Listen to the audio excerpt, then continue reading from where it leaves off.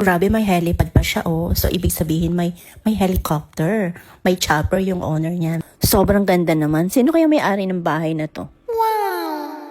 Hi everyone! Ayan na nga, nagpunta kami ng Muelle sa Puerto Galera and naisipan namin mag-rent ng boat. And sa pamamasyal namin, nakita namin yung house na yan. Oh, sobrang ganda kasi alam mo yon yung ganyan na tubig, yung sobrang green. Nakikita ko lang sa mga movies eh.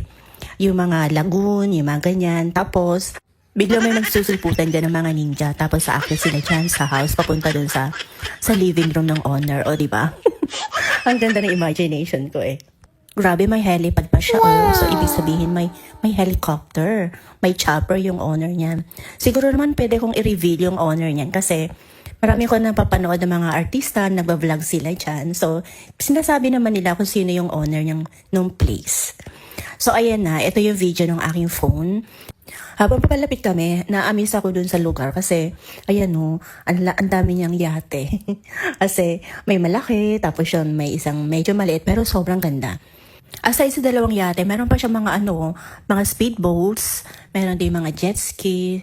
Tapos doon sa house, yung parang veranda ng second floor niya, may malaking pool.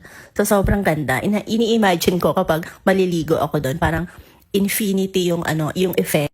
Ako naman, simple lang yung pangarap ko sa buhay. Magkaroon ako ng kanyang house. Tapos may swimming pool siya sa second floor. Overlooking the sea. Tapos may mga yate ako. O diba? Syempre, joke lang yun, kayo naman. Medyo umaabot pa nga yan, no, nung kami namasyal dyan. So, very cloudy. Hindi siya clear yung sky. So, ini-imagine ko, kung clear yung sky, blue na blue, tapos yung water niya, sobrang green na parang emerald. So, ang ganda ng lugar. So, no wonder, yung mga kaibigan ng owner niya, ng mga artista, palaging andyan. Lagi ko napapanood yung mga vlogs nila na nandyan sila, bumababa sila dyan sa helipad kasi naka-chopper sila kung pumupunta dyan. So, ang ganda lang nung place, nakaka-amaze. Yung sobrang tahimik na malayo ka talaga dun sa ingay ng city. Ito yung isa sa mga yate niya. Oh, grabe, ang ganda. Mas maganda pa siya doon sa mga doon sa mga movies na napapanood ko. Ang galing. Sobrang sarap dyan. Siguro kahit 1 week ako nakatira dyan, okay lang.